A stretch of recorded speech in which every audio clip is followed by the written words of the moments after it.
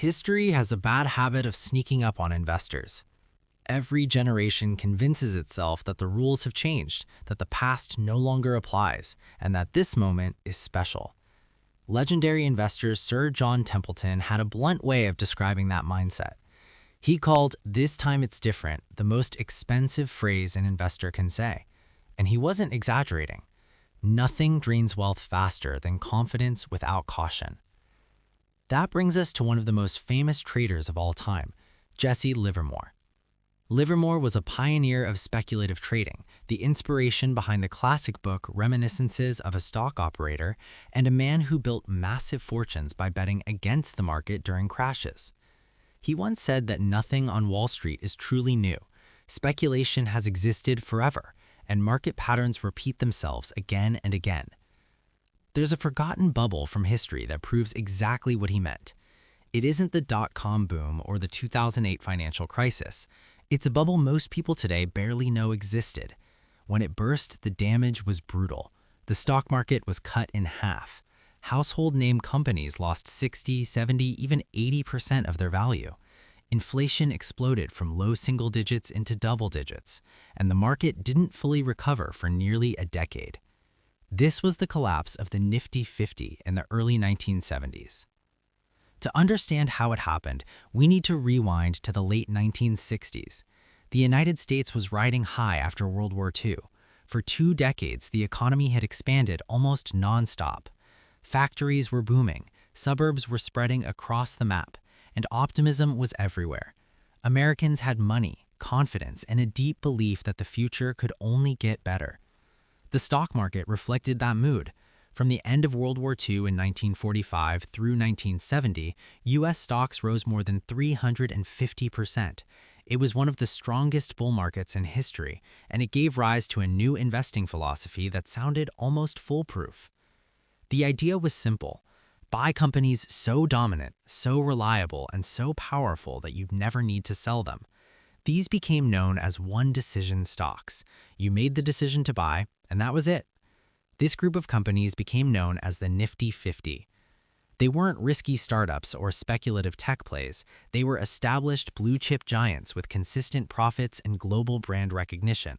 Coca-Cola, McDonald's, American Express, Xerox, Polaroid. Investors believed these companies were immune to competition, recessions, and economic cycles. Selling them wasn't just discouraged, it was considered foolish. But investing has a cruel rule. When something feels completely safe and effortless, danger is usually hiding underneath. By the early 1970s, the Nifty 50 weren't just expensive, they were priced as if normal market forces no longer applied. At the time, the average stock in the broader market traded around 15 times earnings, a level that made sense. Meanwhile, the Nifty 50 soared into fantasy territory. Coca-Cola traded near 46 times earnings. Xerox approached 50. McDonald's climbed past 80. Polaroid reached nearly 90. On average, these stocks traded above 40 times earnings, almost 3 times the market average. The concentration was just as extreme.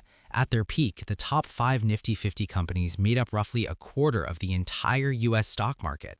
Altogether, the group represented nearly half of the market's total value. Anyone buying an index fund was unknowingly making a massive bet on a small handful of can't-miss stocks. Then reality arrived. Between 1973 and 1974, the economic foundation cracked. Oil prices surged, inflation exploded into double digits, unemployment doubled. President Nixon ended the gold standard, shaking confidence in the financial system. The stock market collapsed nearly 50%, the worst bear market since the Great Depression. And when overpriced stocks fall, they don't gently land, they get crushed. Coca-Cola dropped more than 60%, McDonald's fell over 70%. Polaroid, once considered unstoppable, lost more than 90% of its value. The so-called one-decision stocks turned into decade-long nightmares. Worse still, the recovery wasn't quick. It took until 1981, 8 long years, for the market to climb back to its previous highs.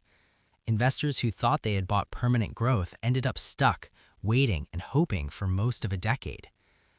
Now, here's where things get uncomfortable. If today's market is giving you a strange sense of déjà vu, you're not imagining it. Mark Twain once said that history doesn't repeat itself, but it often rhymes, and the rhyme today is hard to ignore. In 1972, the Nifty 50 made up nearly 45% of the US stock market. Today, a similar concentration exists, just with different names. The largest US technology companies, often called the Magnificent Seven, now carry an enormous share of the market's weight. Sound familiar? These companies are innovative, dominant, and profitable, just like Xerox and Polaroid once were. Investors talk about them as if they're untouchable, as if owning them requires only one decision: buy and never question it. And the valuations? They're stretched. Google and Meta trade near the high 20s on earnings. Amazon sits around the mid-30s. Apple and Microsoft approach 40. Nvidia trades near 50 times earnings. Tesla is in a category of its own. Are these great businesses? Absolutely. But great businesses can still be overpriced. And when investors start believing that price no longer matters, history tells us exactly how that story ends. All it takes is a few economic dominoes to fall: inflation, slowing growth, tighter money, and confidence can vanish faster than it appeared. Warren Buffett once said that the biggest lesson from history is that people rarely learn from it. And once again, we find ourselves staring at a heavily concentrated market, brushing off valuation concerns, and quietly repeating the most dangerous phrase in investing. This time, it's different.